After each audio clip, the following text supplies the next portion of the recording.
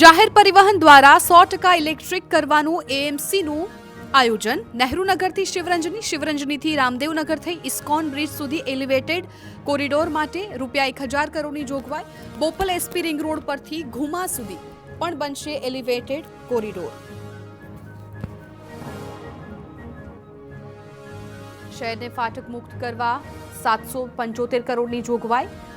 ગેરતપુર, વટવા, વિંજોલ, મણિનગર, સરખેજને ફાટક મુક્ત કરવામાં આવશે. Memco junction, Kathwada, silver star, ચાંદોડિયામાં ફ્લાયઓવર બ્રિજ બનાવવા ₹225 કરોડની જોગવાઈ. કોમનવેલ્થ ગેમ્સ 2030 માટે ખાસ જોગવાઈ મૂકવામાં આવી.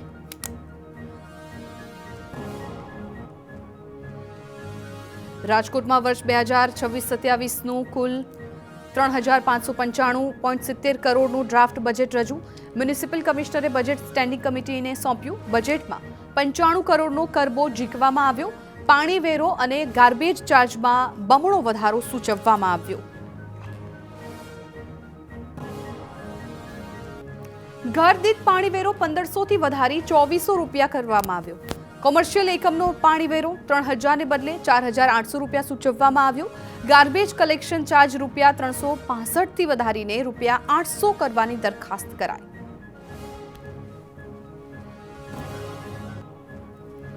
મોરબીમાં કોંગ્રેસ સેવાદળના નેતા લાલજી દેસાઈની વિવાદિત ટિપ્પણી. લાલજી દેસાઈ ગાયક કલાકારો વિશે કરી વિવાદિત ટિપ્પણી. ગુજરાત કિસાન સંઘર્ષ સમિતિ દ્વારા યોજાયેલી સભામાં કલાકારો પર વિવાદિત ટિપ્પણી કરી. ટંકારામાં ભાષણ દરમિયાન જાહેર મંચ પર અપશબ્દ બોલ્યાનો video viral.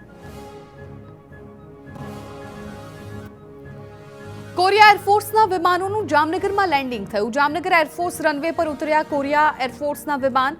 Korea એરફોર્સના black eagles aerobatic ટીમના 9 T-50B વિમાન અને એક C-130 વિમાનનું જામનગરમાં લેન્ડિંગ.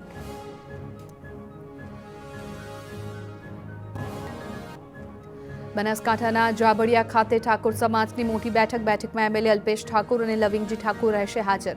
પૂર્વ એમએલએ બળદેવજી ઠાકોર પણ બેઠકમાં જોડાશે. સાંસદ જ્ઞાનીબેન ઠાકોર પણ વિડીયો કોન્ફરન્સિંગથી સભાને સંબોધશે.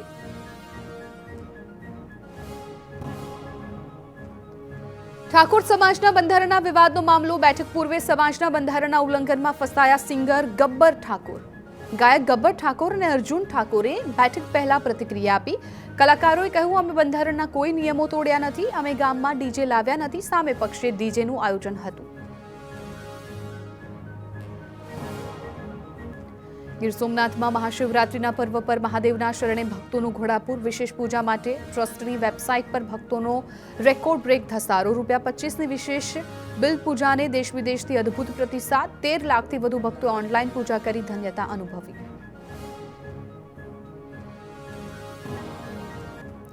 ગજેરા ગ્રુપના રહેણાંક અને ઓફિસ સ્થળો પરથી થોકબંધ દસ્તાવેજ મળ્યા. ઉપરાંત ડિજિટલ ડેટા પણ કબજે કરાયા. જે તમામ દસ્તાવેજોની ઉલટ તપાસ કરાશે. લક્ષ્મી ડાયમંડના ગજેરા બંધુ અને ગ્રુપ પર આઈટી વિભાગે પાડ્યા છે દરોડા. બેનામી વ્યવહારો મળી આવ્યા બાદ આઈટી વિભાગ દ્વારા ગજેરા એન્ડ કંપની સામે કાર્યવાહીની તૈયારી. સુરતમાં મોતીવાલા પરફ્યુમ પર સેન્ટ્રલ જીએસટીના દરોડા. જીએસટીની એન્ફોર્સમેન્ટ વિંગની ટીમે કરોડોની જીએસટી ચોરી ઝડપી. 3.40 કરોડના પરફ્યુમ ચોપડા પર દર્શાવ્યા વિના વેચાણ કર્યા. પરફ્યુમનો મુદ્દામાલ 18% જીએસટી વગર વેચ્યો હોવાનો ખુલાસો. 6 મહિના અગાઉ પણ મોતીવાલા પરફ્યુમમાં કરાઈ હતી તપાસ. સુરેન્દ્રનગરની સબ જેલમાં ચેકિંગ દરમિયાન 4 મોબાઈલ અને ચાર્જર મળી આવ્યા. બેરેક નંબર 3 પાસેના શૌચાલય પર ખાડો ખોદીને ચાર્જર સંતાડ્યા હતા. ખાડામાં દાટેલી હાલતમાં ચાર્જર અને બ્લૂટૂથ મળી આવ્યા. પોલીસે અજાણ્યા કેદી સામે ફરિયાદ નોંધવાની તજવીજ હાથ ધરી.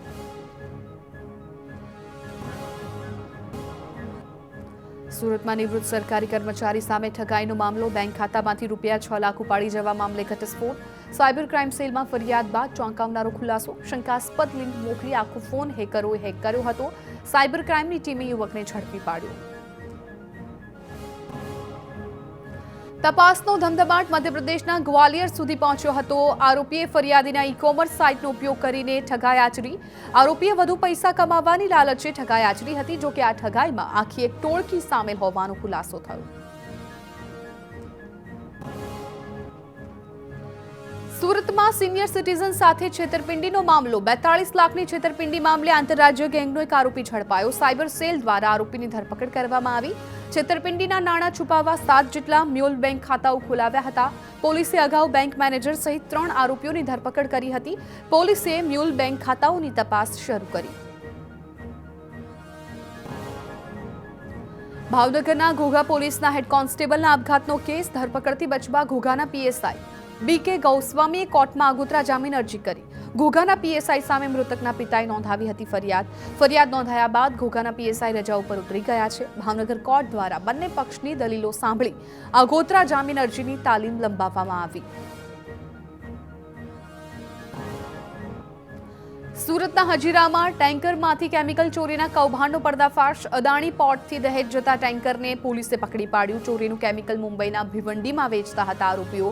હજીરા પોલીસે બાતમીના આધારે કરી કાર્યવાહી। આરોપીઓ પાસેથી 7.63 લાખનો મુદ્દામાલ જપ્ત। 5 શખ્સોની ધરપકડ કરી પોલીસે વધુ કાર્યવાહી હાથ ધરી।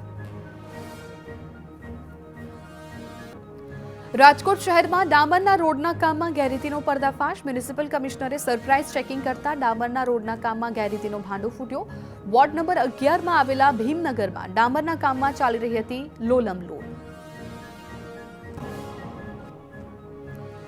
ડામરની જાડાઈ અને મટીરીયલ નબળું હોવાનું ચકાસણીમાં આવ્યું છે। સામે ડેપ્યુટી એન્જિનિયર અને ડામરનો રોડ બનાવતી એજન્સી પ્રદીપ કન્સ્ટ્રક્શનને નોટિસ ફટકારવામાં આવી। મુખ્યમંત્રીએ કરેલી ટકોર બાદ અધિકારીઓ ફિલ્ડમાં સરપ્રાઇઝ ચેકિંગ કરી રહ્યા હતા।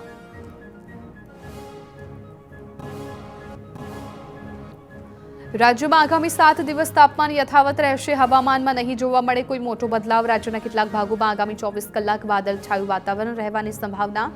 અમદાવાદમાં લઘુત્તમ તાપમાન સામાન્ય કરતાં 6 ડિગ્રી ઓછું 19.2 ડિગ્રી નોંધાયું।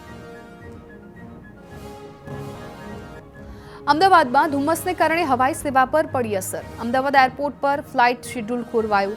અમદાવાદ આવતી અને જતી 25 ફ્લાઇટ મોડી પડી। આગ્રા, ચંદીગઢ, ભુવનેશ્વર, દિલ્હી, મુંબઈની ફ્લાઇટ લેટ પડી। ફ્લાઇટના શેડ્યુલ ખોરવાતા મુસાફરોને હાલાકી। અરવલ્લી માલપુરના સૂરજપુર નજીક સોલાર પ્લાન્ટમાં લાગી આગ। સોલાર પ્લેટો સહિત પ્લાન્ટમાં આગ ભભૂકતા અફરાતફરી। સોલાર પ્લાન્ટના નિર્માણની કામગીરી દરમિયાન આગ ભભૂકી। ફાયરની ટીમે ઘટનાસ્થળ પર પહોંચી આગ પર કાબૂ મેળવ્યો। અજાણ્યા કારણોસર આગ લાગવાથી પ્લાન્ટમાં ભારે નુકસાન।